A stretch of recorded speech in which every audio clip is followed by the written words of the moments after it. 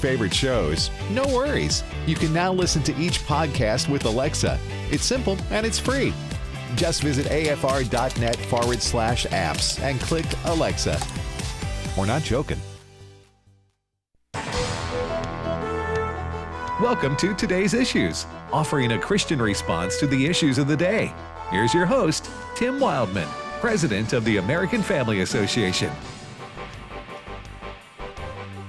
Hey, good morning, everybody, and welcome to Today's Issues on the American Family Radio Network. This is Wednesday, November the 29th, 2023.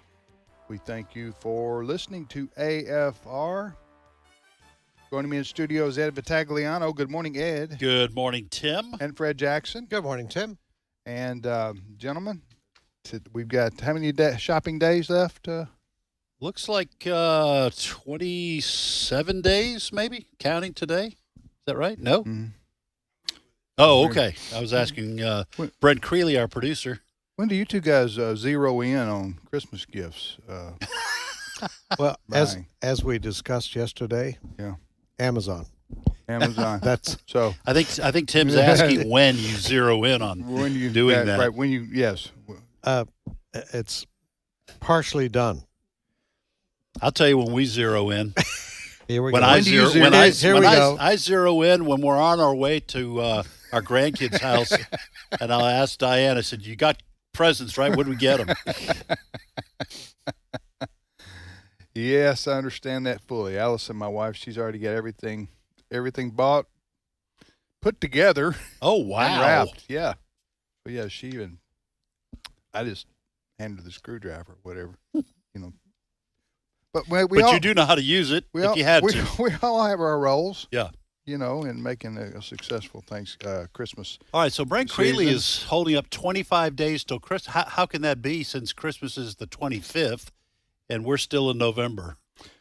I don't know how that. I don't think shopping you're days. supposed to shop on Sunday. Shopping days. Are you? Isn't that against the Bible? Shop on Sunday? I hope not. Except after lunch, after church. Well, let me just say, I certainly honor the Sabbath by not working, but I'd be disappointed if the people at the restaurant didn't work. Yeah. Well, I'm old enough to remember. Yeah. On Sundays, not too stuff much being closed. Stuff being closed. Yeah, most stuff closed. Yeah. That was probably to the 70s, right? Yeah. In Canada and the U.S. 60s, 70s, everything was shut down. Then what happened? They made this compromise. Okay, we'll let drugstores stay open. Yeah. Except the drugstores started selling everything under the sun. You could buy groceries at the drugstore and everything else. The other store said, wait a minute. Yeah. Oh, well, Walmart raised its hand and said, wait a minute. Right. If they're going to do that, then you have to open up. Right. And then it was all over. All right. Well, we hope you, have your Christmas shopping done or I'm thinking about it. Got to get it done. Yeah. Be sure to zero in on when you want to get that accomplished. All right. We have a guest at the bottom of the hour, and so we'll be talking to Jerry Boyer. He is a leader in what's called corporate activism for conservatives, and there's ways to impact companies who are advocating policies that are anti-family, anti-Christian, pro-woke. Right. And Jerry Boyer, he's onto something having to do with stock holding. And we'll talk to him about how he's making an impact on that. Fred, any good news from Israel today? Any good news? Well, we're into the final hours of a ceasefire unless there is another extension. So we are seeing at least 50 of the hostages that have now been released. Some of them are actually talking about their experience of what happened when they are abducted on October the 7th.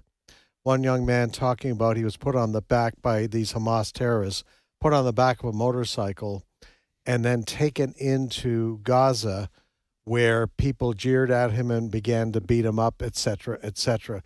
It's amazing. I've been watching some of the video produced by Hamas as they're giving up these hostages.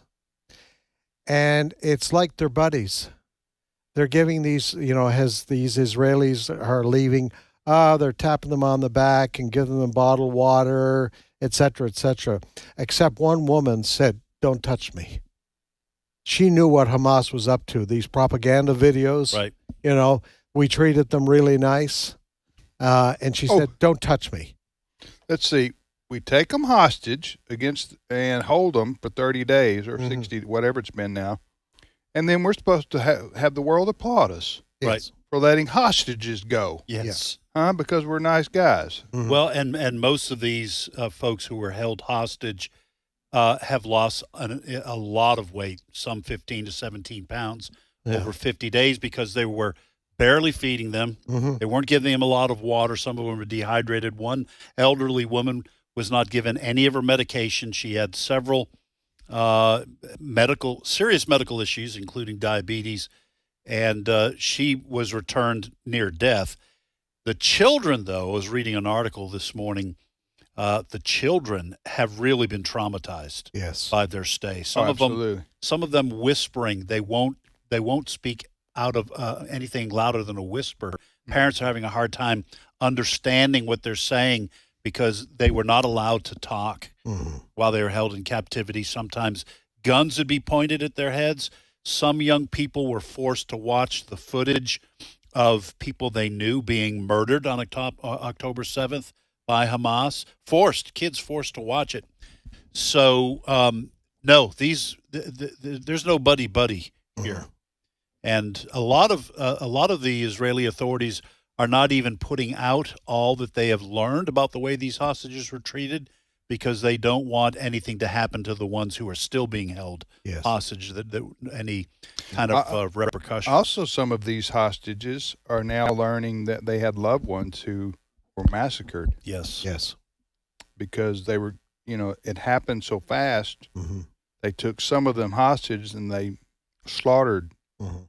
the other family members, that kind of situation. Yeah, so kids returning home, finding out their parents were killed on October 7th. Yeah. So what's the next move? There's a ceasefire right now because they're trying to negotiate for the hostages to be released, but Israel said that's imminently coming to an end, right? Yeah, it is 6:00, 7:00 in the evening, I think, in Israel right now. Before coming into the studio, I just checked. I saw no indication that right now the ceasefire is going to be extended beyond this evening. Mm-hmm. So we do know we had a skirmish yesterday. IDF soldiers were fired upon by Hamas. This is in northern Gaza. There was return fire. It didn't go beyond that. But Israel's concerned right from the beginning because the calls for ceasefire, they said if we do that, Hamas is going to be given time to rearm, reestablish their positions, and this thing will just go on and on and on. So obviously I don't know for sure, but I can't imagine Israel allowing this ceasefire to continue too much longer for fear it is only helping Hamas. Mm-hmm. But there's a great deal of pressure on Israel. International pressure. International pressure is just incredible. Yeah. Just before coming into the studio, Senate Majority Leader Chuck Schumer was up in the Senate giving a very passionate speech. He is Jewish, and expressing how appalled he has been to see the pro-Hamas demonstrations on the streets of America. And he talked a little bit about that. Cut number 11. Obviously, many of those marching here in the U.S. do not have any evil intent. But when Jewish people hear chants like "from the river to the sea," a founding slogan of Hamas, a terrorist group that is not shy about their goal to eradicate the Jewish people in Israel and around the globe, we are alarmed.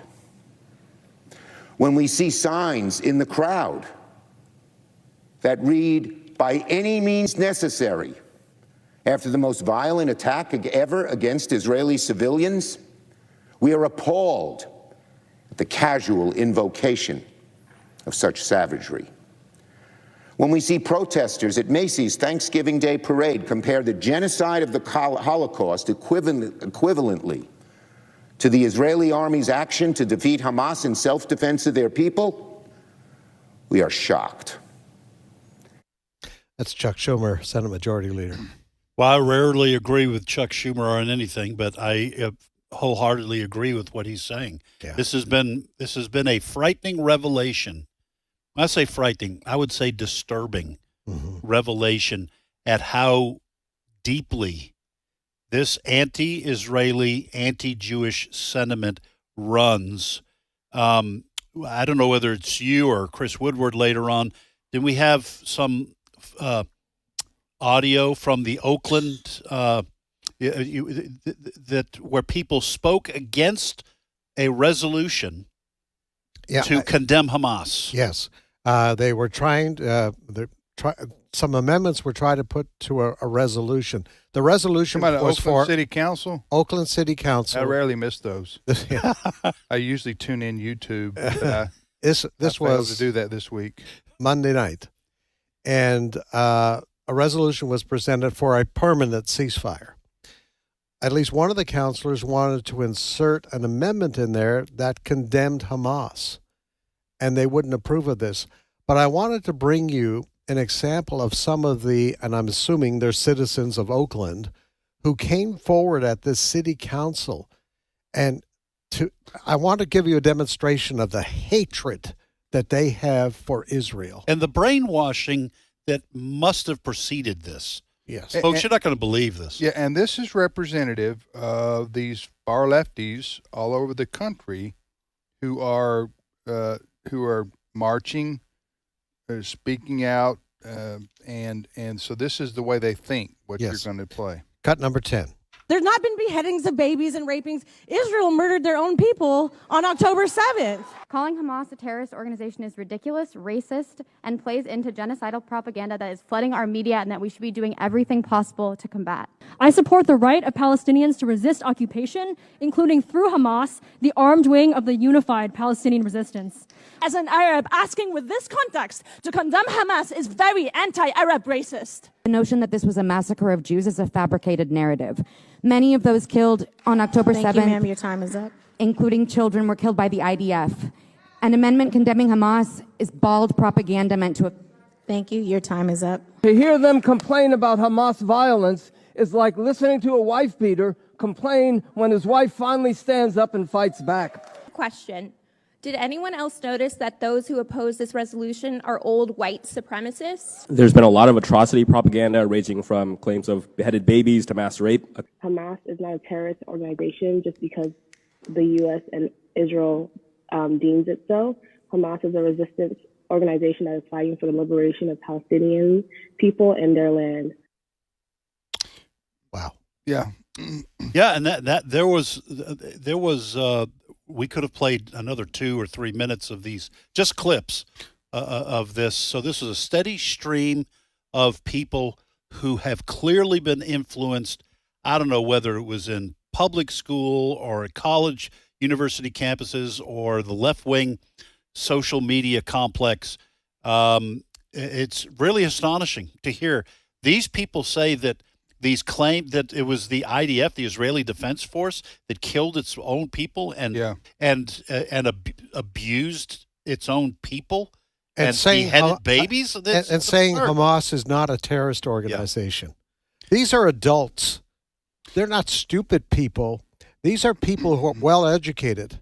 But this is the same. These are the same people that promoted a lot of the BLM stuff. Yeah, the Antifa stuff. Mm-hmm. Back, it's the cultural Marxism. It's Colin Kaepernick thinking. Yeah, and I don't know where Colin Kaepernick, the former NFL quarterback, stands on the Israel-Palestinian situation or Hamas. I just know it's the same far left ideology. They hate Western civilization. They view it as immoral because of its colonization around the world. By colonization, I mean where you go and, establish outposts from your country in countries around the world, like the British Empire did, for example. And so these are the oppressors. Mm-hmm. What's that teaching in schools that were CRT? Oh, yes. Critical race theory, the oppressors versus the oppressed. Mm-hmm. They view the Israelis as they would say they're the KKK, basically, of the Middle East. Mm-hmm. That's the way they would frame it. And so their hatred for Israel and the Jews and for anybody who supports them, i.e. Americans, Christians in America or wherever, they're at war. These people that you just heard a few minutes ago, they believe in getting rid of the Jews in Israel. And they're probably not so much into a two-state solution, but drive the Jews into the sea because they're on the land that the Arabs were on, the Muslims were on, the Palestinians were on illegitimately. That's what they believe. I'm just telling you what you heard them, but that's what they believe. And so this is deep seated and it's not going away. And I believe, if truth be told, a lot of these, well, they're saying it out loud. A lot of these people would say, yeah, I believe in getting rid of the Jews. Yeah. Because they're killing Israel, because they're killing Palestinians. Yeah. They're totally void of reality. You know, they call Israel the occupier. No, on October the 6th, Hamas. Yeah, but what they're going to say, Fred, is, yeah, they're occupying since 1948. Right. They've been occupying. They're there illegitimately. They took land in 1967 illegitimately. So they have a right. We people who resist that have a right to kill them. Yeah. They may not say it that explicitly, but that's what Hamas says in their charter. Yes. So this is a death match. Right. Okay. It's a fight to the death. It's two people going like gladiators. I mean, this isn't a let's fight here or there and then let's have peace talks and everything will be resolved. And that's a great example, the gladiators, because what the opinion of these folks in Oakland and around the world are saying is, yeah, we put these two gladiators in the Coliseum. One of them, though, doesn't have a right to defend himself. That's he can't have a sword. Right. The other guy has the right to kill him. I mean, we would consider that to be an absurd quote unquote match, but that's the mentality. And I'll tell you something else. The whole idea of who gets that land, that sliver of land in the Middle East, I think is acting as moral and spiritual cover for people who want Jews killed all around the world. Yes. Yeah. Yes. Even if Israel wasn't at play here, the land of, they would still be wanting to kill the Jews. Right. Yeah. Just because. And the proof of that is the fact that Jews in this country who live here. Right. Nothing to do with what's going on in terms of Israel and the Palestinians. They're afraid. Yes. For their lives. That's here. what Chuck Schumer was talking about. Yeah. Well, and that's another interesting aspect. Many of the Jews in America, we've talked about this before, are very liberal in their political philosophy. Right. And they have supported Democrats, but something has happened. If there's anything good coming out of this, they have realized evil is real. Yeah. And the hatred of the Jews is real. There's another aspect to this that's being talked about this morning, and that is more of what the hatred of Israel extends into major government entities, State Department. Right. There's now video out there this morning of a lawyer with Veterans Affairs mocking the Jewish people. Former Secretary of State Mike Pompeo under the Trump government was talking about this morning. Cut number 2. It is a leftish organization. There would be many folks that would favor the Palestinian cause. That's been long true. It was also true at the agency a bit, the analytic team. Often there was a Palestinian analytic team. I never got that. Like we didn't have that right. There should be an Israel or Middle Eastern team.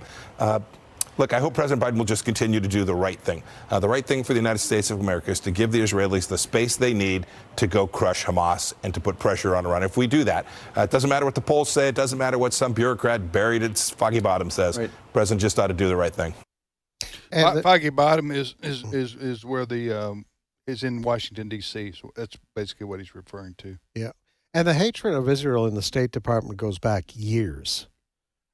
There was resistance back in 1948 from the State Department for going ahead and declaring, yes, Israel should be reformed as a nation again. So it's been going on a long time. And in fact, I think there was tremendous pressure on Harry Truman not to recognize Israel after the UN established them as a state. And it was almost, the way I've heard it described, it was almost miraculous how he decided, no, I'm going to recognize them and we're going to support them. Yeah. That could have been a turning point in the existence. So is the hatred for the Jewish people, which is inexplicable in many ways, just spiritual? Well, I think it's spiritual at its root. That's my opinion. Even the people core. who are promoting anti-Israeli, anti-Jewish sentiment, they don't realize that. Obviously, they're. I think so. I think You that's. think they do realize it's spiritual? I think they. No, you said they don't realize. They don't realize. Yeah, I think that's true. That's true about a lot of things. People don't realize it's a spiritual battle. I mean, it's like if they're not spiritual themselves. I mean, in the sense that they're born again Christians who have had their eyes open to God and reality and what the Bible says to be true. If they're not in that camp, then they don't realize this is a spiritual. Right. So we do have a story. I don't know if we'll get to it today about a school district in Texas, and there's some controversy over the woman who is teaching sex education to the children. Okay, so when we talk about sex education being taught, I don't think the people who are doing the teaching and telling kids, hey, you need to experiment and have fun and it doesn't matter, I don't think they understand that's part of a spiritual war against our children. They're just going at it from their own perverse thinking. They think they're doing the right thing, but they're a part of a spiritual war and may very well and probably don't even understand that. You see what I'm saying? Yeah. The push to expand abortion. What happened in Ohio? Okay, then what would I don't want to dwell too much on this, but what would then, Fred, if you were to get to the reason for most of this hatred for Jews, what would be the reason that that would be given by most of these people? Well, I think it goes back to something we discussed. To keep it in a recent frame, it's the indoctrination, the critical race theory, oppress, oppressor. Okay. That whole thinking, and the reason I say that, when you look at some of the language being used by the anti-Israel crowd, they say Israel is apartheid government. Right. All right. So they automatically go to that because they have been trained to think that way, that Israel is an oppressor. Despite the fact of reality, Israel keeps compromising. They compromised and gave up the West Bank. They compromised and gave up Gaza. You know, as Netanyahu says, we live in a rough neighborhood. Right. No kidding. You know, they have Hezbollah in Lebanon. They have Hamas. And there are Syria. Yeah, but you know what those people would say? Yeah, you wouldn't have Hezbollah and Hamas if you would just leave and get out. Right. No, I'm sure they would say give up that. the country. Yeah. Give up your country. Then you wouldn't have Hamas. That's the way they think. Right. Yeah. It's like I got a counter argument to Israel doesn't have a right to exist. Yeah, they don't have a right to exist. They're on illegitimate land, and we can kill them if we want to because it's a righteous cause. Now, these same people, you don't hear a word about China and their treatment of the Uyghur. Right. Uyghur Muslims. Uyghurs, yeah. Which is well documented. Or And criticism of Muslim countries. Oh, yeah. About women's rights. Yeah. Oh, I know. The same people, these women's rights groups in America are silent. They're not signing up to go live in Saudi Arabia. Right. Okay? No. Because women don't have rights over there like they have them here. But they don't say anything about this. And that makes you scratch your head and go, well, then I guess women's rights isn't your cause. What is your cause? Women's rights is the frontal cause, but their real cause, what they're more committed to, is Marxism. Yes. Is cultural Marxism and really totalitarianism from their perspective. Yeah. All right, we'll be back momentarily with more of today's issues on American Family Radio.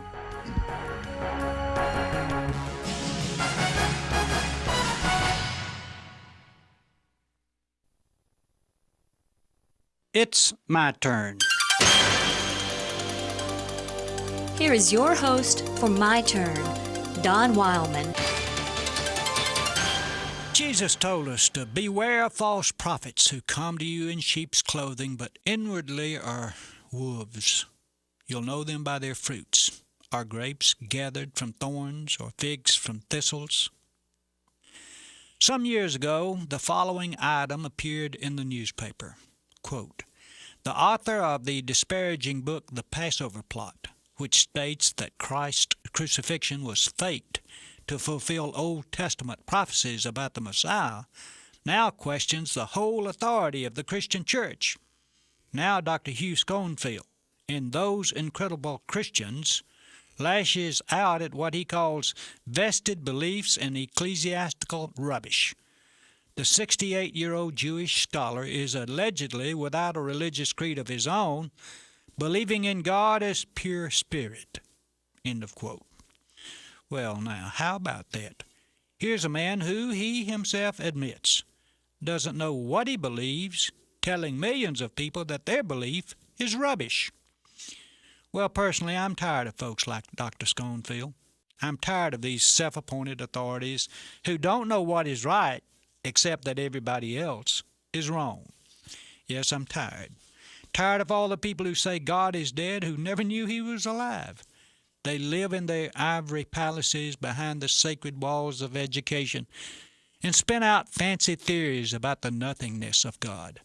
They never go down to the grave and watch a mother lay her child into the cold, hard earth. They never go to the hospital where the father of 4 young children is dying with cancer. They aren't ever called by the wife whose husband is an alcoholic. But they are sure after reading the textbooks that there is no God. I'm tired of the people who say the Bible is a lie who've never even read it. Our society is full of them, these intellectual illiterates who speak in pure ignorance of the subject matter. I'm tired of the people who say the church of today is irrelevant because we haven't been able to provide everybody with a mansion on the hill, a high income, a meaningful job, and the best social standing. I'm tired, yes. I'm tired of these fine people who say they can accept Christ as a great moral teacher, but not as the Son of God or the Savior of men. Little do these people realize the absurdity of their statement. A good moral teacher, but not God? If he wasn't the Son of God, indeed God himself, and did what he did and said what he said, then he was a blundering, blind, ignorant fool. Stupid, crazy. He was either who he said he was, or he was a crazy idiot. But you will have to accept one of those descriptions of him. God incarnate or stupid madman. Unfortunately, the New Testament just doesn't leave room for you to classify him as a great moral teacher, but not God himself. Yes, I'm tired of these know-it-alls who don't know what they believe. And let me add just one final word to them. They say they're searching for truth. If this be true, then maybe one day they will find what many of us have already found. You see, we have already found truth. We found it in a lowly Nazarene, apart from whom no truth can ever be found. This has been My Turn with Don Wildman, a production of the American Family Association. This only do I seek, that I may dwell in the house of the Lord all the days of my life, to gaze on the beauty of the Lord and to seek him in his temple. Psalm 27, verse 4. American Family Radio.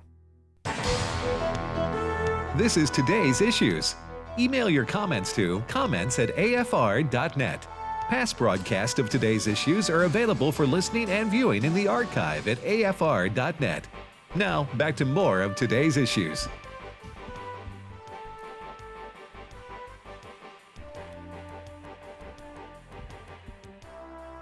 Hey, welcome back, everybody, to Today's Issues on the American Family Radio Network. That's the name of the show, Today's Issues on AFR. Tim, Ed, and Fred is our guest on. All right. We're joined now by Jerry Boyer, president of Boyer Research. And good morning, Jerry. Good morning. How are you? Doing well. I'm Tim, and Ed and Fred are here. Hey, Tim and Ed and Fred. Great to join you this morning. Where do you live? Pittsburgh. That's where I am right now. Steel City. Yeah. It used to be. Used to be. Used to be Steel City, and City of Champions is what they also claim they're at. Yeah, still pretty good at Champions. Yeah. Not so much the Steel. So Yeah. there was a minister who had a prophecy, which is someday Pittsburgh will be better known for God than for steel. Well, we're halfway there. I pray that we get the other half of the way. Amen. Amen. Well, all right. Tell us about your organization first, Bauer Research. What do you do? Yeah, Boyer Research is an economic consulting firm. So mainly what we do is help money managers make decisions about how to create portfolios. Like we help to create, mutual funds, ETFs, those sorts of things. We help money managers make those better, help them figure out what rules to put in place to get better investment returns. And we also do economic forecasts for 40 nations around the world for growth and inflation. But several years ago, we made a change. It wasn't really a business for us, but we were, working with people who were managing money, and we said, hey, there's something going on in corporate America, and we're really concerned about it. And we'd like to start to talk to these companies, and we'd like to start to kind of take control of how we vote at the annual meeting rather than, delegating it to some of these giant proxy services that don't seem to be aligned with our worldview. And so my colleagues said, okay, go ahead and do that. And we did. It was kind of like a volunteer thing. We just were trying to exercise responsibility and help our clients to exercise responsibility. But what happened is, and I think it had to do with the sharp turn of Disney, especially in and around the parental rights and education, the misnamed Don't Say Gay bill. And then also later some of the shenanigans out of Target Corporation. All of a sudden, people started to get very aware of these issues who weren't aware of them before. And that is what we were trying to do, just to, help fulfill, I think, a moral responsibility, actually has become our growing business. And so we've helped numerous ministries and agencies and individual investors kind of take back control, because people don't know they have control over these companies. The shareholders control Disney. We forget that. And so we always automatically go to a boycott. Well, I'm not going to own Disney because they're quote unquote woke or something like that, without even trying to use our vote and our voice. So we help largely Christians and conservatives, but really anybody who thinks corporations ought to stay out of these issues, to use their voice and their vote to get these companies back to their main focus and away from contentious cultural issues. What did you make of Disney, their announcement or their, filing, whatever you call it, with the Security and Exchange Commission, and basically admitting that they're losing a lot of money because they really messed up their messaging in their products, basically. They were confessing to the wokeness causing them a lot of money. They wouldn't say it that way, but did you read the same thing? Yeah, I was very pleased to see that. We've been dealing with Disney a long time, and we've been frustrated. We've been frustrated by two things. One is the direction of Disney, but two is the lack of Christian engagement with Disney. As a Christian, I come to this from a Christian worldview. My view is, because we live in a fallen world, everything rots automatically unless we apply salt to it. So if we're not applying the salt of the kingdom, we shouldn't be surprised that institutions rot, political institutions, universities, and even corporations. And we kind of thought corporations were safe, and Disney had this squeaky clean image. I think Disney kind of apostatized a long time ago, and we're seeing the fruit of it now. But Christians kind of entrusted their kids to Disney. And so I sat through these Disney annual meetings, and I heard, 100, 150, 200 questions, all from people who were kind of aligned with the Alphabet Alliance, representing an L or a G or a B or D or Q or whatever new letters are being added on a daily basis. And there was no Christian witness at all. And that was very frustrating to me. And I think what's happened is, in the past year or two, there has been Christian witness. AFA has been a leader in this, by the way. As there's been a Christian witness to these companies, and they are beginning to hear it. So when Disney essentially admitted that their decisions have harmed their shareholders, I thought that was a step in the right direction. Now, of course, if you read the old Puritans, they say there's repentance and then there is capitulation, right? Capitulation is Pharaoh. It's like, all right, I'll let the Israelites go, but without real repentance. Capitulation is better than nothing, right? But I think what we're looking for is real repentance for Disney to not just say, well, it happened and, it was a financial mistake. It was bigger than a financial mistake. It was an abuse of trust. It was bad for our nation. It was bad for the culture. It was bad for the customers. It's bad for children. And it's bad for shareholders. So it was a real misuse of their fiduciary responsibility. Yeah, they lost like $1 billion in four. I believe that's right. Over 4 movies. Well, they spent $1 billion on those 4 in the movies, last year. In 2023. Okay. I'm sure they made some of that maybe back. Got their financial losses wrong. Yeah. Right. They didn't have zero, revenue on that, but they're losing money. And I think it really does have to do with an attempt to politically pander. Right. Because they don't lose money on everything. For instance, The Mandalorian did very well. Well, what was The Mandalorian? It was a cute little baby Yoda, right? So that was in some ways affirming this. You have this lost baby, and you have this kind of rootless man who takes this baby under his wing. It was almost like a Western, like an old school, John Wayne Western. That did very well. But it's the stuff that's like subverts the creation order and subverts the traditional moral code that just keeps coming up empty. Putting a same-sex kiss in Toy Story just was off-brand because Toy Story is a nostalgia franchise. Right. And you don't put homosexuality in a nostalgia franchise for kids if you want to make money. No, go ahead, Ed. Yeah, Jerry, Ed here. All right, so you or somebody who works with Boyer Research, you go to some of these shareholder meetings. We wanted to talk to you about what happened with Apple, but you can't just walk off the street and show up. What do you do in order to get a voice? And just give a brief overview of what you did with regards to Apple. Every shareholder has a right to attend the annual meeting. How many shares do you need? One share, and you have a right to attend the annual meeting. Now, it's inconvenient to fly to wherever and attend the annual meeting, but the fact is, ever since COVID and the lockdowns, almost all the companies don't have physical annual meetings. They have online annual meetings, so you're basically logging on. Interesting, kind of fun fact, there was one particular large company that did not have log-on meetings this year. What was that company? Target. Target had been having online meetings, and all of a sudden they decided to go in person only, and in Austin, Texas, a very famous liberal enclave. One would almost think that Target didn't want to hear from its shareholders, making it maximally inconvenient for flyover country shareholders to get to the annual meeting. They call that a foxhole meeting when you make it hard to get to. But the vast majority, 99% of the annual meetings are online. So if you're a shareholder, they send a proxy to you, and there's something called a control number, and you use that control number to log on, and then you can ask questions. Now, there's a bigger thing you can do, and this is if you're talking about Apple.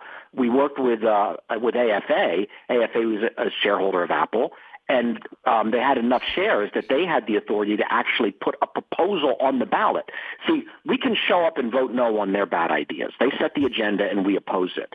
And we should. But the bigger move is we set the agenda and they oppose it. And the way you do that is you use this authority to put a proposal there that the board of directors has to read and hear, and that all the other shareholders get to vote on. So you essentially go above the head of management. And that's what they did with Apple. And when you do that, these companies almost always offer to have meetings with executives, and that's happened twice with Apple. So it's not just a matter of shareholder meetings. This is a matter of hopping on Zoom or Teams or whatever it was and having, lengthy meetings with AFA present with managers at Apple to talk about their tendency, I think, to disfavor Christian content when it comes to what's on their app store. Basically, what you're saying is the vast majority of these corporations, many of them name brands in America, who spend money on advertising, they create content. Not all of them are like Disney that create pop culture content, but they're influential. Nike, whatever. You're saying the vast majority of them only have heard from one side, and a way for conservatives and Christians and other patriotic Americans who care about the moral fabric of our nation can have their side heard, our side heard, at a corporate level by engaging in the shareholder meetings and such. Absolutely. Okay. They've only heard from one side for like 40 years. They only heard from one side. And over the past year or two, they're starting to hear from our side as well, which is very useful because even if they don't agree with us, I don't think that they're generally going to say, we're with them now. But what happens is now they can say to the hard left, well, hold on a second. Right. There's this other group over here. So you're saying we should boycott pro-life states. And here's this other group that's pro-life that's saying we should be pro-life. Tell you what, that's a two-sider now. And if it's a two-sider, that kind of gives them permission to stay out of it. And I've seen that, including with AT&T, a very large corporation. The hard left showed up, but there were also conservatives who showed up, and the CEO said, we've got people coming at it from both sides. Maybe as a CEO, it's not my job to speak about every political issue that comes down the pike. And they largely have been silent on those issues since then. All right. So what is your website? How can people engage and get involved in what you're talking about?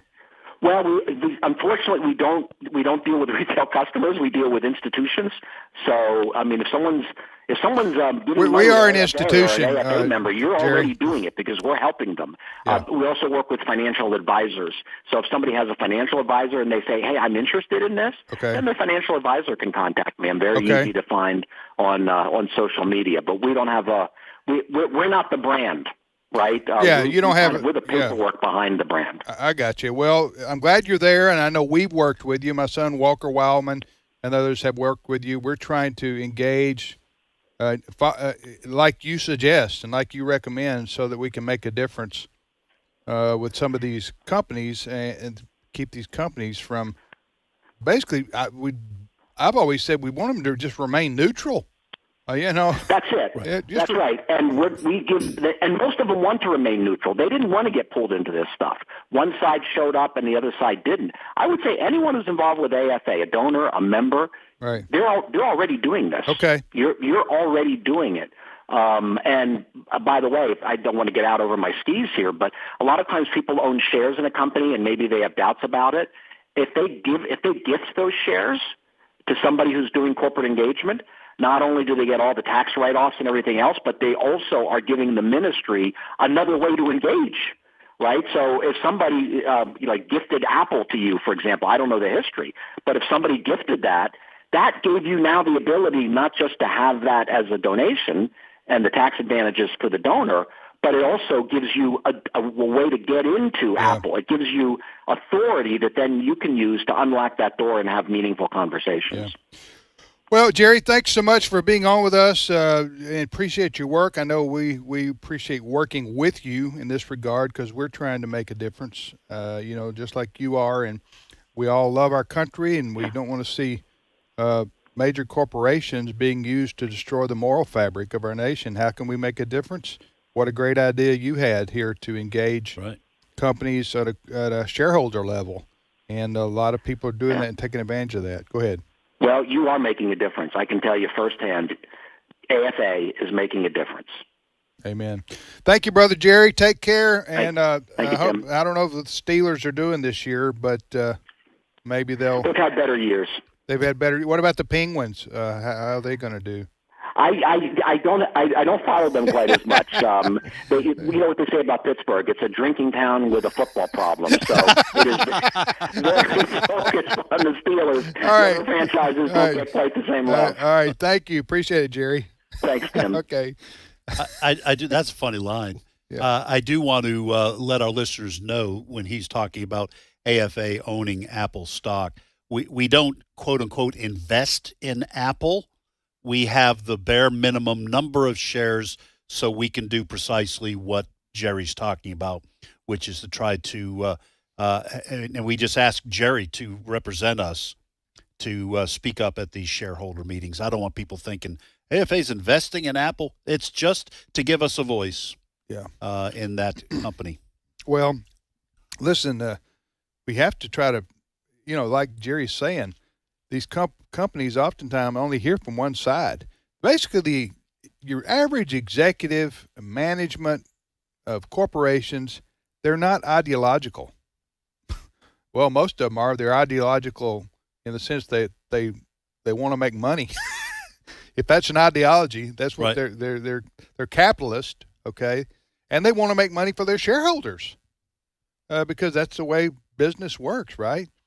But if they only hear from the lefties all the time on what they should be doing, the companies, and they don't hear from the other side, the millions and millions and millions of people out here across America who are not lefties, who are God-fearing Americans, who care about our country and our culture, or who are just average citizens who don't want to have this woke stuff pushed on them. Yeah. Then we need to have some mechanism for influencing these companies in that direction. Fred, you were going to say? Well, yeah. Other than just boycotting. There's now ample evidence, and let's take Disney as the example, that they tried to push wokeness in their movies, and they're losing piles of money. So if they are good business people, you learn from your mistakes. Right. If you build a kite that doesn't fly, then you try another design. Right. So now they have evidence, hard evidence, that, gee, we went with this, lesbian stuff and whatever is in their movies. It didn't work. The people didn't come. So we lost money. Let's not do this again. I think that's what Disney has learned now. We'll see what they do. We'll see what they do in response. But when you're publicly saying we messed up big time, that's my language. That's my vernacular. That's what they said in business lingo. You call that business language. Sure. In that SEC filing. They're saying we messed up big time, and we're going to go back to it sounds like to me, and the other part of that is, and we're going to go back to the drawing board and not do this anymore because we know we're losing money and we know we're losing customers. And a lot of people, let's face it, a lot of people, once they leave a brand, they don't go back. Right. They don't go back. Now, a lot of people are very loyal to the brands of product or companies that they've used over their lifetime. We all are. A lot of people say, I'm a Ford man or whatever. I'm a Chevy man or whatever I've always bought company A, company B products. And then if that company keeps offending their values over and over and over again, they'll leave. A lot of people will leave and go somewhere else and buy somebody else. They'll switch to Toyota or whatever. Well, that's what happened with Bud Light. Exactly. That was such a catastrophe. Right. And there are questions about whether or not people who were loyal. Now, I know we're discussing a beer brand, but this is illustrative of your point. If these people who used to be loyal to this brand of beer will ever come back, is there anything that they'd be able to do to bring these people back? No, I've got Miller High Life right here in studio. I'm not going back to Bud Light. You don't know anymore, especially during the show. That's a joke, folks, just in case. Okay. Coffee drinker only to my right. But you're right. There you go. There's an example. And there are CEOs and executives and top investors in these companies around America. They may not say it out loud, but behind closed doors, they're going, we don't want We don't want what happened to Bud Light to happen to us. And they're calling it a Bud Light moment. I see this all the time. When a company does something outrageous, I'll look in the comments under the story, and people will say, let's make it their Bud Light moment. So now Bud Light moment is becoming a kind of like the... And Target has suffered, too, in the last 6 months or so. They've suffered a lot because of what they've done with the... they're pushing that product. Well, what was it they had out in front? Well, they had for Pride Month. Oh, yeah. They had children's clothing. Yeah. And plus they had some designed by a Satanist. Well, they had some of it was designed by a Satanist in the UK who said he didn't really believe in Satan. But for people over here, they're going, no, wait a second. I don't. You said, I think one of the T-shirts or shirts for kids said something about Satan loves trans. Okay, so that's going to get stuck in people's head. You can try to backpedal or soften that all you want, but people are going to remember, oh, yeah, Target, the Satanist who designs children's clothes in favor of... Not going to shop Target anymore. Yeah. All right, you're listening to Today's Issues on the American Family Radio Network. Tim, Ed, and Fred, thank you for listening to AFR and to this program. Next topic, Fred. Well, a week from today is the last debate amongst the Republican candidates. That's going to take place in Tuscaloosa, Alabama. But tomorrow night, a debate of sort. But this one, some people are calling it must-see TV. It's Sean Hannity of Fox News is going to, as far as we know, moderate a debate, discussion, points of view between Governor Ron DeSantis of Florida and Governor Gavin Newsom of California. If you want to talk about political polarized positions, but both of these men, both these governors think it's a good idea to sit down with Sean Hannity, and here we are. You know what I think's funny, too, ironically, is if you look at the map of the U.S., California's on the far left. Yes. and Florida's on the right. Uh-huh. And right coast. They're both governors of a state that has a Disney theme park. Yeah. Yes. Yeah, and so Sean Hannity, I think, was it Sean Hannity's idea to put this together? Yeah, he invited them. And they accepted. Because back several months ago, Sean Hannity and Gavin Newsom agreed to come on Sean Hannity's show and just have a chat about what's going on in California. Right. And then I think that's where the idea was birthed. All right, why don't we try to get these two together? Because they see the world.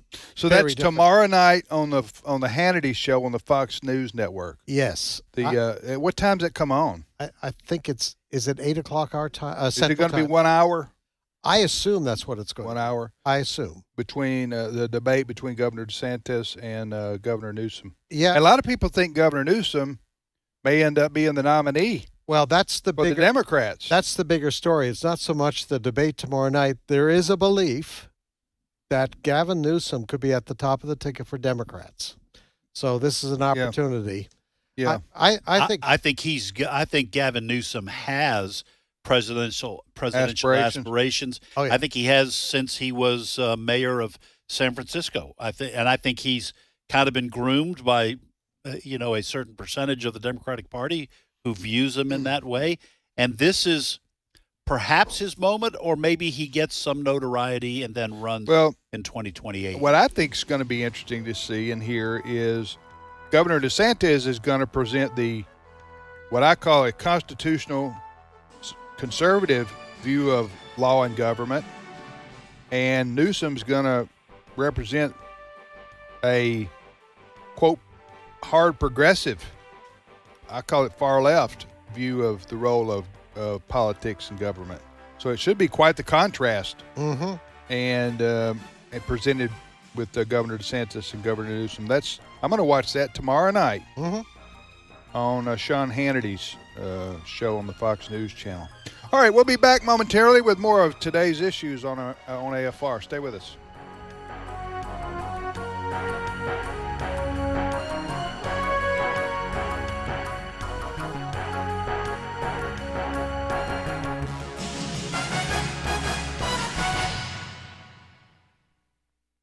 The views and opinions expressed in this broadcast may not necessarily reflect those of the American Family Association or American Family Radio.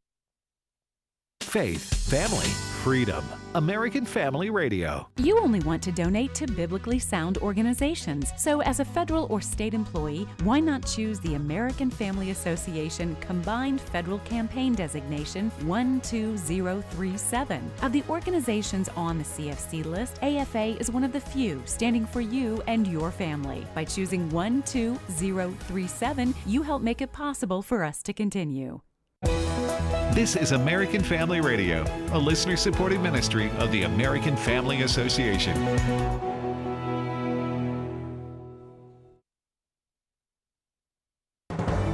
For American Family News, I'm Chris Woodward. At least one crew member has died after a U.S. military aircraft crashed near Japan. Fox's Jonathan Savage continues our coverage. There were people on board the Bell-Boeing V-22 Osprey when it came down half a mile from Yakushima Island off southern Japan. Witnesses saw fire coming from the Osprey's left engine.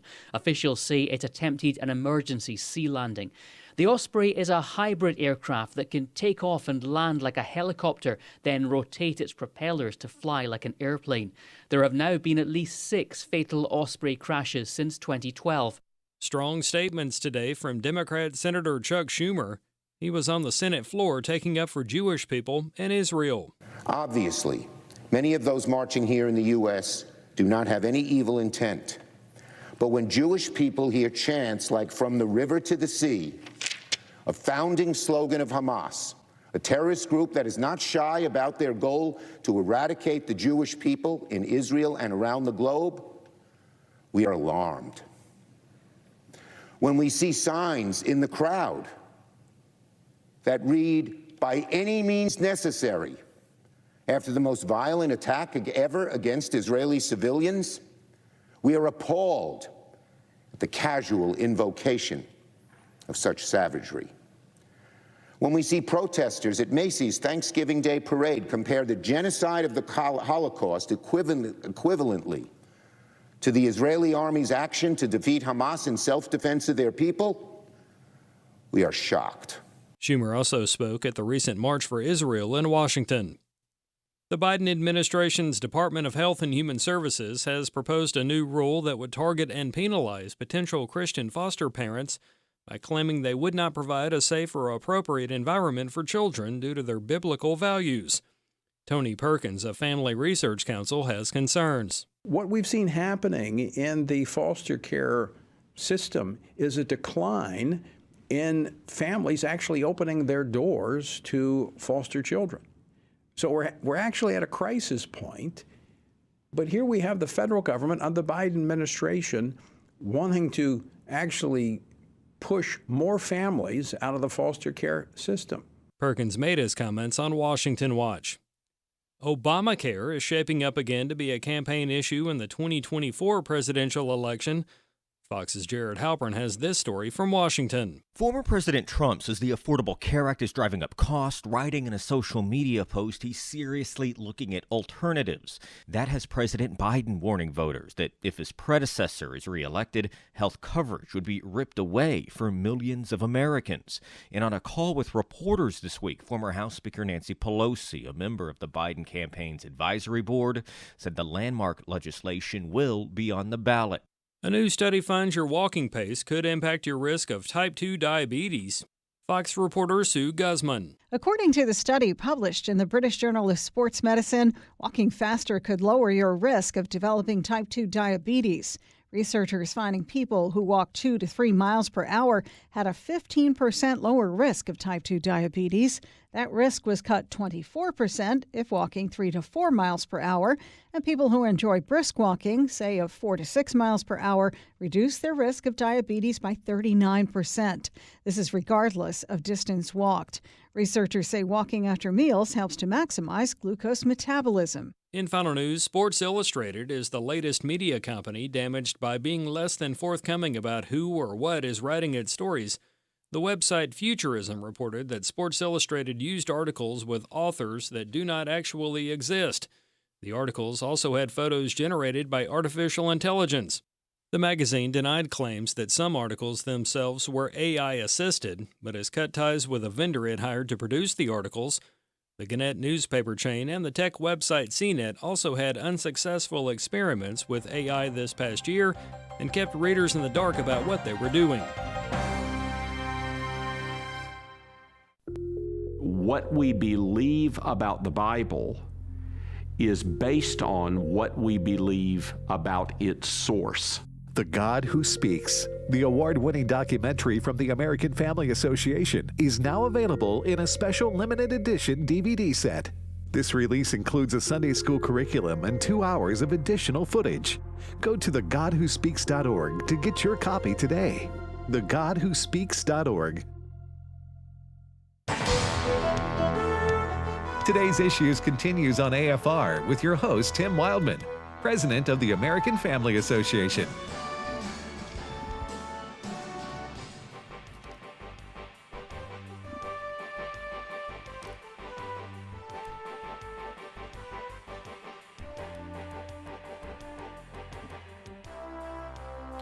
Hey, welcome back, everybody, to the radio program, Today's Issues on American Family Radio. Thanks for listening to AFR. Hey, if you want to send us an email, again, as we always say, as long as it's a K-Love email.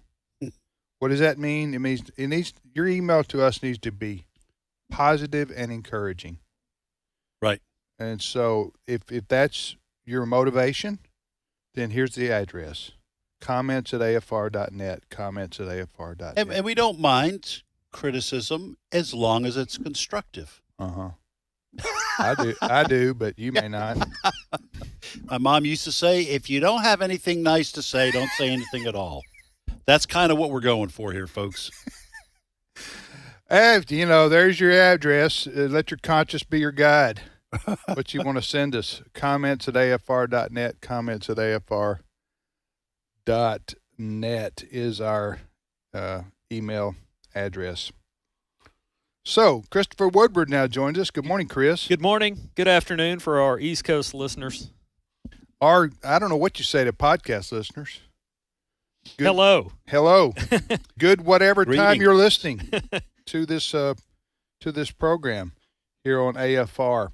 All right, what's your first story? Well, I want to encourage everybody to continue to be in prayer for our nation's military. Certainly many people make it a point to do so, and a lot of people are gearing up for Wednesday night prayer meeting and Bible study. So let's all send a few prayers up for our military service members. I mention that because at least one American service member is dead after a U.S. military Osprey aircraft crashed off southern Japan. This has been going for several hours today. It's been our lead story throughout most of this morning's newscast that I've anchored.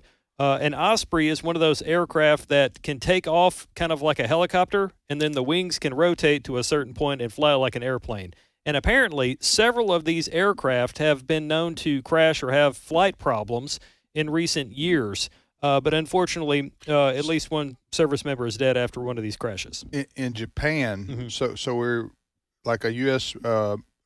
Air Force base or something? Yes. Was it Air Force or Marines? It was Air Force. Okay. Because I think we have Marines in Okinawa. And we do. So that's terrible news. I mean, in terms of the tragedy there. So an American serviceman died. What about the others? They injured? Or? Their conditions are unknown at this point. There were as many... when did this happen? Earlier today. Okay. There were anywhere from 6 to 8 crew members on board this Air Force aircraft, and again, it's an Osprey.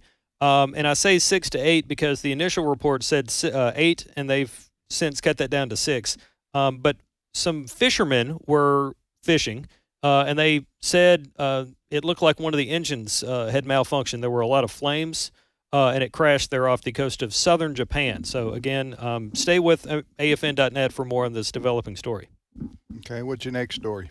Well, you mentioned positive and encouraging messages here. That's what we like. Here is a positive story, I think. And, oftentimes I don't get to share good news on this here program, so here's my chance, Mom. A few days ago, some people on social media, which is one of the absolute worst places for positive and encouraging messages, There was a picture of an Oklahoma Sooners fan who was celebrating his team's success, and this gentleman was missing several teeth, and a lot of people were making fun of him on social Hockey media. player. They didn't know that. The guy's name is J.P. Franklin. He's a resident of Chickasha, Oklahoma, if I said that correctly. And he was seen cheering for the Sooners during the team's win over TCU. And the post was littered with mean-spirited comments about his missing teeth. A doctor in the Oklahoma area caught wind of this and offered to bring this gentleman in and offered him thousands of dollars in free dental work. Well, that's positive and encouraging. It is. Sure is. And did he take him up? Yeah, he did. He called it a Christmas gift from God mixed with a little Sooner magic. If you want more on this story, I have put it in the noon podcast on afn.net. I'm shocked, though, that people were mean on social media. Oh, me too. No, listen, obviously, tongue-in-cheek, you get the worst of human behavior on social media. You really do. The absolute worst. Sometimes I just think, when I see a mean comment, I just go, well, you are just a lousy human being. You can to prove your point, you can almost take any topic you can imagine. Okay, go to the internet, find a website or a social media presence for let's say gardening. Let's say gardening. Let's say I don't even know. Let's just say there's a gardening tips. Yeah. Social media site, Facebook, Twitter, our website, and they just have articles about how to be a better gardener. Mm-hmm. If you read one of those articles and you go to the third comment down, somebody's talking about somebody's mama. Oh yeah. And how they wear army boots. Yeah. And if you're lucky. And then comment 4 is, oh yeah. The reason children are starving is because you don't know how to garden, right? Or something. Yeah. Your flowers stink. Yeah. It takes you about 4 or 5 to prove your point. And sometimes it'll turn political. They'll be that proves that you're fill in the blank. Right. You're either on the right or the left. Right. And it's may your sunflowers burn to the ground. Yes. Yeah. I could be wrong, but I don't know that Donald Trump and or Joe Biden will be able to help you with your azaleas. Right. But their names might be mentioned anyway. Right. Yes. Right. Yeah. And anyway, that is a good story. And I'll share the link on our Facebook page. By the way, you did mention AFN a couple of times, American Family News. Tell our listeners briefly about how they can, what AFN is and how they can get connected. Thank you for that. AFN is the website for American Family News, and you can find us on afn.net. That's afn.net. Again, it's the website for American Family News. So what you hear on the top of the hour in our radio newscasts, you're going to find much of that same information on our website, but there's a ton of things that never make the radio newscast. So do check us out on afn.net. We have Associated Press content. We have political cartoons. We've got columns from a number of people, including friends and fellows there at Family Research Council. A ton of stuff. Rusty Pugh even compiles a latest from the web section, so you don't have to spend a lot of time throughout your day checking out other websites. Just visit us at afn.net. So the fella had one tooth? He had, I don't know. How many teeth he had? He was missing several, is how it's described. Okay, but now he's going to get free dentistry work or orthodontist. Thousands of dollars in dentistry work. He doesn't have to use his health savings account card to cover expenses. Good for him. And that's a great Good gesture. for that doctor, yeah. Absolutely. Steve might have mentioned this earlier this week, so forgive me, but you mentioned afn.net. I bring that up because I can vouch for all of the staffers we have on afn.net. We're not robots. We don't use artificial intelligence. You have feelings. Oh, we do. We do. It might have been hurt many times. Yes. But Sports Illustrated, I don't know if you guys have followed this. Sports Illustrated is the latest media company damaged by an AI experiment gone wrong. Have you heard about this? No. Okay. And by the way, when we say AFN, for those who are new to the network, we're talking about American Family News. Yes. Which Fred is in charge of the news department, and you're his right-hand man. I try to be. Chris. So when we say AFN, we're talking about our news service that we provide here at are, and we have a website with the news on there, right? AFN? AFN.net. Yes, okay, sir. Gotcha. So you're back to your And I do want to say that I have not. I used to get Sports Illustrated until the first year they came out with the swimsuit edition, and my wife said, "No more Sports Illustrated." No mas. To which I said, "Happily, okay." But that's how long it's been since I've gotten Sports Illustrated. They've had those know, for a while. But what's your point about Sports Illustrated now? They are the latest media company damaged by an AI experiment gone wrong. Apparently, there were some articles that might have been written by authors that do not actually exist. And come to find out, an investigation from another news outlet determined that some of the pictures that they have published in Sports Illustrated magazines were actually images generated by artificial intelligence and not images taken by actual people. Are we sure the organization or news agency investigating Sports Illustrated wasn't using AI to investigate them? News reports that I've come across, including those from the Associated Press, did not go that far, but we could find out. Are you talking about this where they just have content generated by computers? Yes. And it's quality enough to use as report to be something on the level of Sports Illustrated? Apparently so, and it's not. What does Sports Illustrated say? Well, they have. They've said they've not done anything wrong, but they did get rid of a vendor that was found to be using artificial. It's hard to say. Artificial intelligence materials. Yeah. This is listen. This is going to be an interesting decade coming up. Thank goodness I'm I don't know how long I'll be here. Hopefully it's more than just the next decade, but. I think you're going to find human beings saying we don't want anything written by AI, and you're going to have maybe these two classes of people where no, I want stuff painted by, created by, graphics produced by, pictures taken by, words written by human beings, and then you'll have all these other folks saying I don't care as long as I can read the truth. It's going to be interesting how this kind of separates people. Yeah, earlier today, and I think it was in our 11 o'clock newscast, we had what's called a reader. It's just the news anchor reading some material there. But we had a reader in a previous newscast today. Apparently, the Gwinnett newspaper chain, which is huge, it's like the Kroger of newspaper chains. It owns a bunch of newspapers. Yes. Yeah, okay. He said Gwinnett. I did. Gwinnett's Georgia. Yeah, Gannett. Thank you very much. Gannett. And then Gannett, actually. CNET, which is a tech website. They also abandoned some AI efforts that did not go the way they hoped.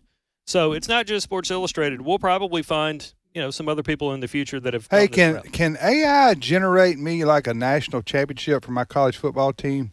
Because I mean, am I allowed to answer? You and I are Mississippi State grads. Yes, and proud of it, and fans, and we know that that's not in our future. To win a national championship. We are a baseball school with a football program, Tim. Yeah. So my point is, can AI generate a national championship for you if you want one? In some kind of alternative universe? You could probably find today an AI program that would write the stories of and I could read them? Fake games that you could read all the way through. That's all I need. I just need some, And apparently they could create. Like a virtual reality? Yeah, photos. Yeah, okay. That time Joe Sixpack lined up under center and threw 92 touchdowns against DeVry Tech. Joe DeVry Tech. Yeah. Anyway, so AI, we don't know whether, but that may be on the horizon where you can have your own, your team can win a championship if you just type it in and yeah, tell them this is what I want. That's what I'm saying. Here's our schedule. Yeah, please write stories on this. Write stories on it. What's interesting is that human beings have to kind of check up on what their AI program is writing. Mm-hmm. You have to have humans who go, no, wait a second, that's not right. Yeah, you got to have somebody program the program. Yeah. Yeah. Right. We had a story a few days ago that Robert Thornton did for us. Robert is our afternoon anchor at American Family News, and he does stories for us on occasion, full-length stories. He interviewed James Spann, well-known meteorologist over in the Birmingham television area, about the use of AI in meteorology, and they've been using it for a long time in various models to try to help them determine where the tornado is going to be or ice storm, what have you. And so James was saying, we've been using this for a while, but we should never get to a point where AI completely replaces the meteorologist, because you still need somebody, kind of your boots on the ground, somebody that knows the area. And there was a funny line in there where Mr. Spann told Robert, AI can do a lot of things, but it can't tell you what the Dollar General looks like in Gordo, Alabama. So, like to your point, we still need some humans to kind of be the guardian. I read something that said that AI, software, programming, whatever, is actually more accurate in projecting what the weather's going to be like. Did you see that? Yes. It was a couple of weeks and ago. Span did talk about how it's incredibly helpful to help them to determine where the tornado is going to be because there's been a lot of focus on bad weather, and we're in a bad weather month here in the great state of Mississippi, other parts of the country as well. So, do check with, don't just think, if it's my time, it's my time. Check in with your local weather forecast. What do you mean if it's my time, it's my time? Well, I have some people that don't stay as glued to the TV as I do. Are they like weather fatalist? Yeah, they're just like, if it's my day to go, it's my time to go. I'm going to go They're back not going to to go to their safe place. Right. And they're not even going to be paying attention to what There are people that do this? Yes. I don't know. Not in my house. Yeah. I stay glued. Well, I got to tell you, okay, I understand what you're saying here. You're saying people who say, if the tornado is going to hit my house, then it's my time to go. Right. So there's no point in me right going to a storm cellar or basement or such. Okay, I got it. Well, I have that view between 1 a.m. and 6 a.m. That's my philosophy. If I'm in bed, pretty well asleep, and the alarm goes off, the alarm might as well not even have gone off because it's not going to move me to do anything. You understand what I'm saying? No, I absolutely understand. You in the same category? Same category. Yeah. I shut off my notifications. That's when you take a very providential view. Yes. of life. You just say, if it's going to hit my house between 1 and 5 or 6 a.m., so be it. Right. Well, you don't say so be it. You just say it is what it is. Yeah. Or I guess that means so be it. All right, Chris, next story. We got a lot of good theology here coming up, just like I just laid out. Oh, yeah. I'm looking forward to it. Okay. Go ahead. I'm working on my PhD. What does that mean, Chris? Well, for some people, piled higher and deeper, but for others, a doctorate in philosophy. Higher and deeper. You never heard that? No, I never heard that. Yeah, that's piled higher and deeper. Some people have them too. We've aired some of their sound bites on this here program. Talking about American Family News and the benefit that we strive to provide for our listeners and supporters here at American Family News. One of the organizations we interview on a frequent basis is Media Research Center. Steve often does work with Curtis Houck and Tim Graham and other people from Media Research Center. And so I thought of Steve. I wanted to bring in a Steve-type story here in his absence today. And by the way, Steve Paisley-Jordahl? Steve Paisley-Jordahl is still with us. He's just not here today. Hey, by the way, if somebody wants to send gifts to Steve this Christmas season, they need to be a Paisley design. Okay? Right? Don't you think, Ed? That seems to be what he likes. Yeah. He loves ties. Yeah, ties. He's not Billy Argyle guy. Have you noticed? He's just more is Paisley or polka dots? Yeah, pretty much. Paisley or polka dots? Do you call them polka dots? I think or just dots. Wasn't there a John Grisham novel named that? What? Paisley or polka dots? Yeah, I think the set. That was the one that did become a movie. It was Irma Bombeck. Oh, yeah. I'm just kidding. But Media Research Center, they've done some research and found that big tech has been censoring Republican presidential candidates while allowing Democratic candidates like Joe Biden to just be able to post and whatnot willy-nilly on social media. Oh, go ahead. Oh, I thought you were going to ask me something. So basically what's happening here, I'm going to paraphrase this because I got a soundbite I want to try to work in. You can't necessarily, not everybody can see Vivek Ramaswamy's tweets or something Nikki Haley says or Governor Ron DeSantis. Donald Trump, who has his own social media network, was even found to have not been able to pop up in all kinds of web searches. Google and other web providers have been apparently doing things that would prevent you from finding Donald Trump articles and stuff like that. Meanwhile, you can find whatever you want to about Joe Biden, much of which is pro-Joe Biden. Right. So I've got some audio here of Fox News contributor Joe Concha being asked about this problem here. It is... What clip is it, Brent? Oh, we did air this earlier, but yeah, clip 7. It's deja vu all over again, to quote Yogi Berra. I mean, the usual suspects are involved here, just like they were leading up to the 2020 election. You have Google, YouTube, Facebook, Twitter, X, whatever we're calling it now, Instagram, LinkedIn, TikTok, all according to this Newsbusters report, engaging in this alleged censorship. It is censorship, that it included candidates from Vivek Ramaswamy to RFK Jr., even Jill Stein is getting censored. I mean, can Jill Stein get a break? I mean, please. So the good news is that voters are aware that big tech is engaging in attempting to tip the scales on this front, on the information front, and they will be called out for it, as we are doing now. People are paying attention, and they're not going to get away with it. Speaking of deja vu, if you experienced that just now, it's apparently something Fred called for in the earlier in the show. I was doing some newscasts, so I didn't get to listen. I don't remember us playing that. Oh, okay, it was marked off. And okay, and I was sitting right here. Although sometimes did we play that?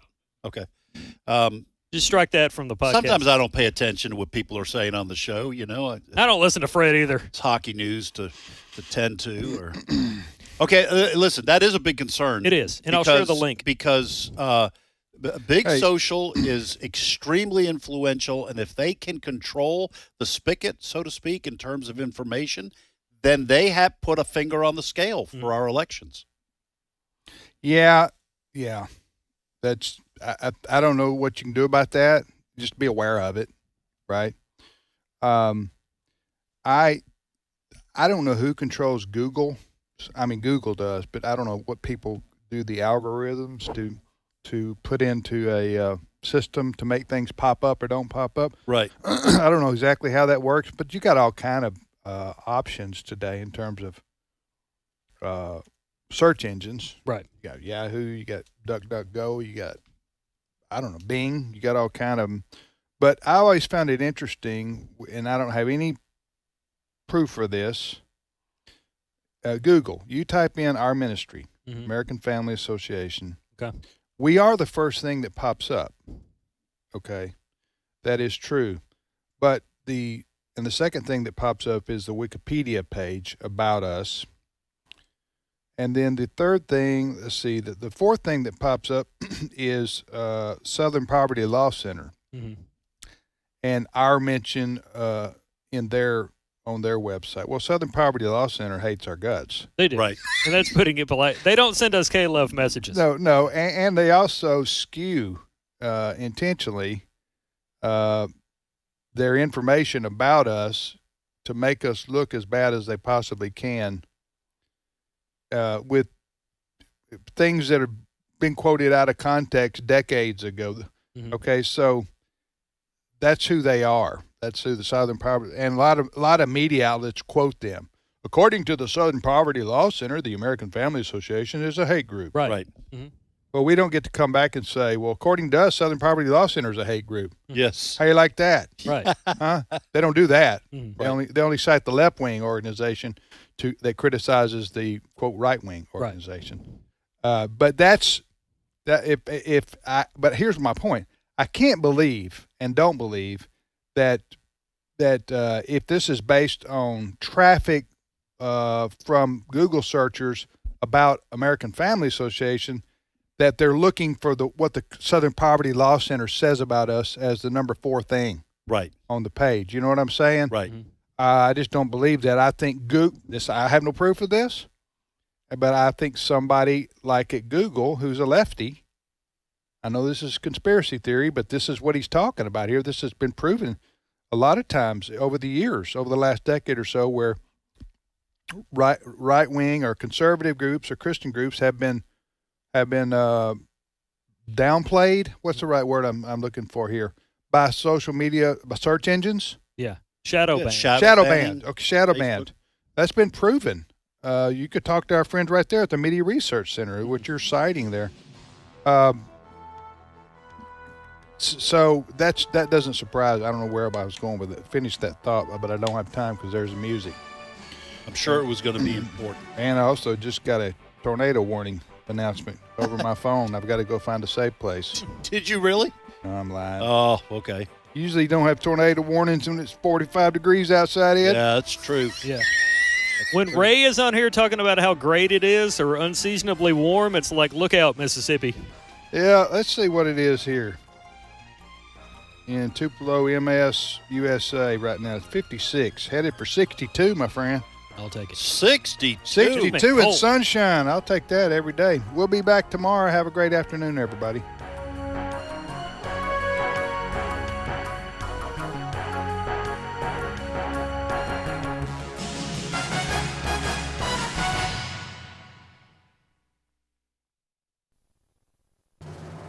Hello, everyone. I'm Tim Wildman, president of American Family Association and American Family Radio.